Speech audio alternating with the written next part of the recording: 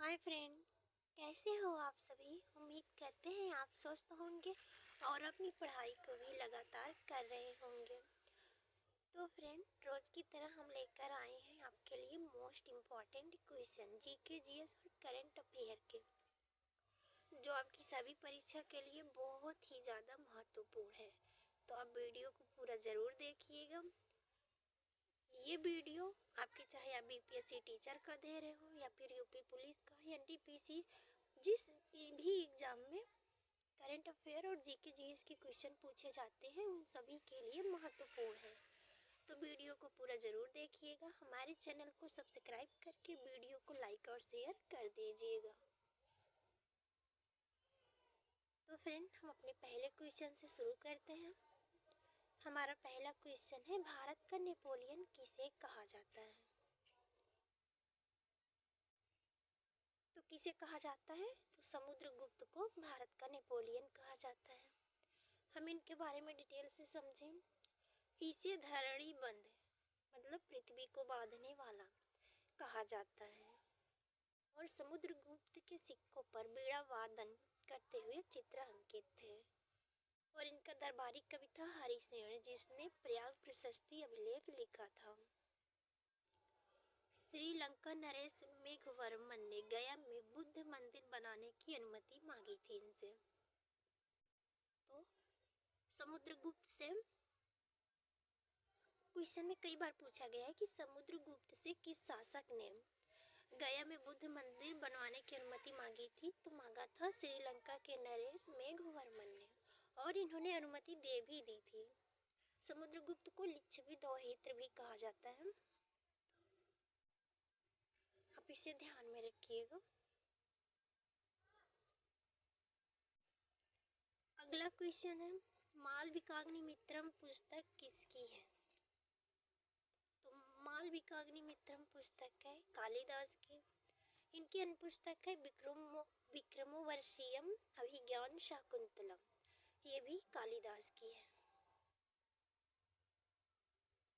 अगला क्वेश्चन, महरौली का स्तंभ किस गुप्त शासक ने बनवाया था। तो महरौली का स्तंभ ये चंद्रगुप्त द्वितीय ने बनवाया था। ये गुप्त वंश के शासक थे। इन्हें विक्रमादित्य भी कहा जाता है। विक्रमादित्य की उपाधि इन्हें मिली थी। इसने ही उज्जैन को दूसरी राजधानी बनाया था। तो चंद्रगुप्त द्वितीय ने उज्जैन को दूसरी राजधानी बनाया था। यहाँ पे शको रहेगा, शको को पराजित किया तथा चांदी के सिक्के चलाए। फ्रेंड, थोड़ी सी टाइपिंग मिस्टेक हो गई थी। तो शको को पराजित किया था तथा चांदी के सिक्के भी चलाए थे। तो शको को पराजित किसने किया था, चंद्रगुप्त द्वितीय ने। चंद्रगुप्त द्वितीय के दरबार में 9 रत्न रहते थे, कालिदास, धनवंतर, बारामिहिर, अमर सिंह, वैताल भट्ट, शंकु, बररुचि, घटक पर और क्षण छपड़क। ये 9 रत्न किसके दरबार में रहते थे, तो चंद्रगुप्त द्वितीय के दरबार में। और ज़्यादा इम्पोर्टेंट क्वेश्चन है फ्रेंड ये कि शको को किसने पराजित किया था, तो चंद्रगुप्त विक्रमादित्य ने या फिर चंद्रगुप्त द्वितीय ने। ये मोस्ट इम्पॉर्टेंट है और कई बार एग्जाम में पूछा भी जा चुका है। अगला क्वेश्चन है, हाल ही में मध्य प्रदेश के किस राष्ट्रीय उद्यान को 57वां राष्ट्रीय उद्यान घोषित किया गया है। तो किस राष्ट्रीय उद्यान को किया गया, तो यह मध्य प्रदेश का रातापानी बाघ अभ्यारण्य। और कुल 8 बाघ अभ्यारण्य मध्य प्रदेश में हो गए हैं। अभी हाल ही में 56वां बाघ अभ्यारण्य भी घोषित किया गया था। ये था छत्तीसगढ़ का गुरु घासीदास तमोल पिंगला रिजर्व। तो ये कहाँ पे है, छत्तीसगढ़ में है। इसको ध्यान में रखिएगा क्योंकि भी हाल ही में बने हैं। 56वां ये बना गुरु घासीदास तमोल पिंगला रिजर्व, और 57वां बना है रातापानी बाघ अभ्यारण्य। मध्य प्रदेश में वर्तमान में 12 राष्ट्रीय उद्यान, 3 संरक्षित जैव मंडल यानी कि बायोस्फीयर रिजर्व हैं। अगला क्वेश्चन है, 2024 में महाराष्ट्र के नए मुख्यमंत्री कौन बने हैं। तो 2024 में महाराष्ट्र के नए मुख्यमंत्री बने हैं देवेंद्र फडणवीस। और और राज्यपाल हैं वर्तमान में सीपी राधाकृष्णन हैं, और 2 उप मुख्यमंत्री भी बने हैं, अजीत पवार और एकनाथ शिंदे।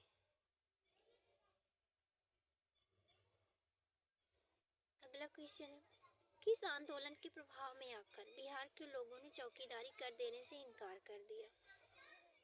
फ्रेंड, आप वीडियो को पूरा जरूर देखिएगा, फिर आप खुद ही समझेंगे कि हाँ ये एग्जाम के लिए इम्पोर्टेंट है या नहीं है।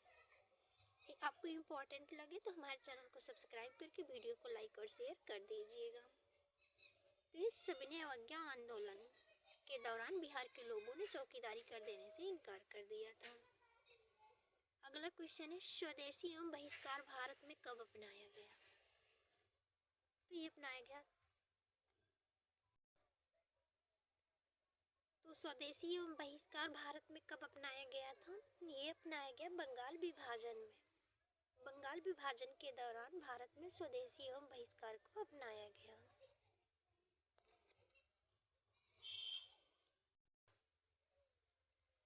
अगला क्वेश्चन है, नाथ पंथियों, सिद्धों और योगियों ने भक्ति धर्म को किस क्षेत्र में लोकप्रिय बनाया? तो नाथ पंथियों, सिद्धों और योगियों ने भक्ति धर्म को किस क्षेत्र में लोकप्रिय बनाया था? तो इन्होंने उत्तर भारत में बनाया था। अगला क्वेश्चन है, राष्ट्रपति का आपातकालीन अधिकार संविधान के लिए धोखा है, यह कथन किसका है? तो किसने कहा था कि राष्ट्रपति का जो आपातकालीन अधिकार है यह संविधान के लिए धोखा है? तो ये कहने वाले थे के.एम. नाम्बियारन, इन्होंने कहा था।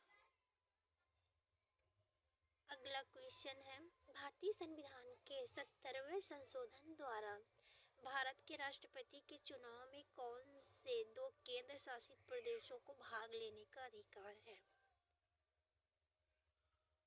तो राष्ट्रपति के चुनाव में कौन से 2 केंद्र शासित प्रदेश भाग ले सकते हैं? तो ये ले सकते हैं दिल्ली तथा पुडुचेरी के।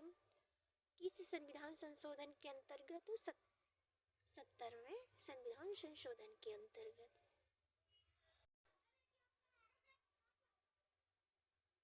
तो दिल्ली और पुडुचेरी के केंद्र शासित प्रदेश भाग लेने का इनको अधिकार है। और इनके साथ फ्रेंड, राष्ट्रपति के चुनाव में संसद के दोनों सदनों के निर्वाचित सदस्य और राज्य विधानसभाओं के निर्वाचित सदस्य भाग लेते हैं। और साथ ही दिल्ली तथा पुडुचेरी के 2 केंद्र शासित प्रदेश हैं।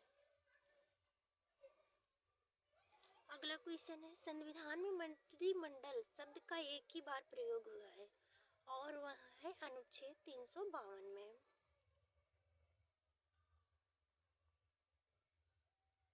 अगला क्वेश्चन है, मोस्ट इम्पोर्टेंट है, किसके शासन काल को चित्रकला का स्वर्ण काल कहा जाता है? तो किसके शासन काल को चित्रकला का स्वर्ण काल कहा जाता है? जहांगीर के। जबकि शाहजहां के शासन काल को स्थापत्य कला का स्वर्ण युग कहा जाता है। तो चित्रकला का स्वर्ण काल जहांगीर के शासन के काल को, और जबकि स्थापत्य कला का स्वर्ण युग ये शाहजहां के शासन काल को। अगला क्वेश्चन है, एक्सला सैपल की संधि किस वर्ष हुई थी? तो हम कुछ संधियों को कर लेते हैं, इम्पोर्टेंट है जो। तो एक्सला सैपल की संधि किस वर्ष हुई थी? 1748 ईस्वी। और प्रथम कर्नाटक युद्ध 1946 से 48 के दौरान यह संधि हुई थी। प्रथम कर्नाटक युद्ध 1946 से 48 के बीच में हुआ था और इसी दौरान यह संधि हुई थी 48,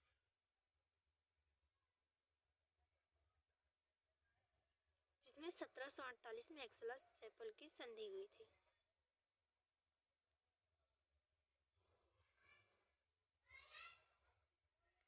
पांडिचेरी की संधि जनवरी 1755 ईस्वी में, और जबकि पेरिस की संधि 1756 ईस्वी में हुई थी।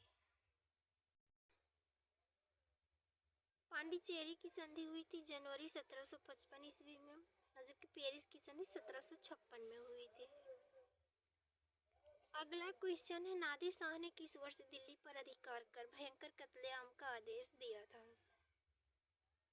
तो नादिर शाह ने दिल्ली पर कब अधिकार किया था? 20 मार्च 1739 में नादिर शाह को ईरान का नेपोलियन कहा जाता है। तो ईरान का नेपोलियन किसे कहा जाता है? नादिर शाह को। अगला क्वेश्चन है, प्लासी का युद्ध किस वर्ष हुआ था? मोस्ट इम्पॉर्टेंट है, आप इसको टिक मार के रखिएगा कि प्लासी का युद्ध किस वर्ष हुआ था। ये हुआ था 23 जून 1757 में। रॉबर्ट क्लाइव एवं बंगाल के नवाब सिराजुद्दौला के बीच में हुआ था।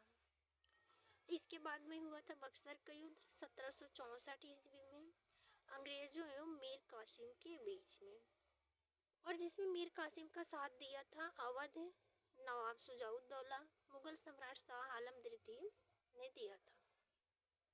इम्पोर्टेंट क्वेश्चन है कि प्लासी का युद्ध 23 जून 1757 ईस्वी और जबकि बक्सर का युद्ध 1764 ईस्वी।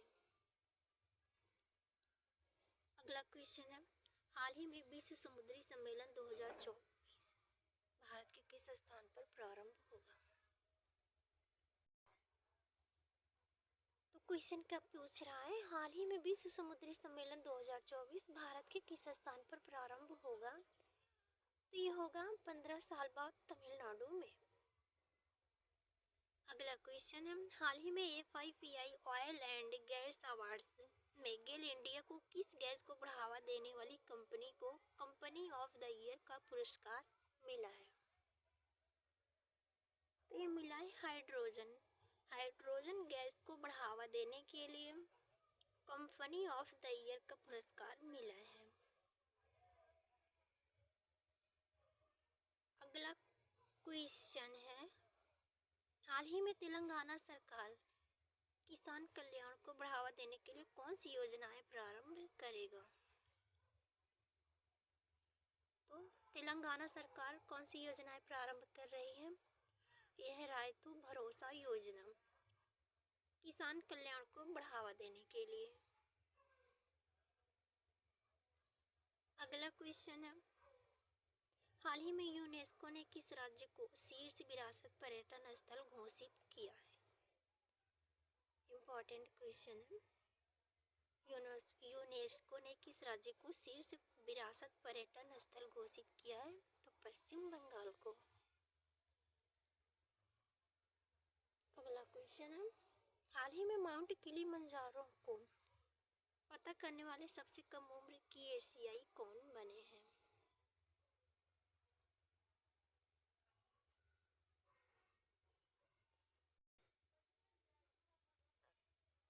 तो माउंट किलिमंजारो को फतह करने वाले सबसे कम उम्र के एशियाई कौन बने हैं?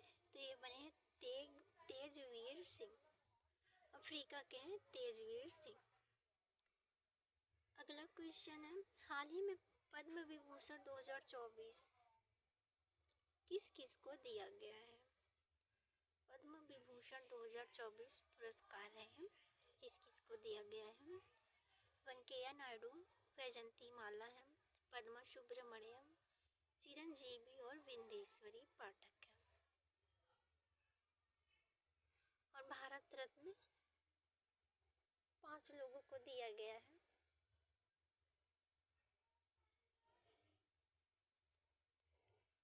अगला क्वेश्चन है, हाल ही में भारत के पवन काम्पेली ने बैंकॉक में पहले एशियाई स्पोर्ट्स गेम 2024 में कौन सा पदक जीता है? तो कौन सा पदक जीता है? इन्होंने जीता है कांस्य पदक।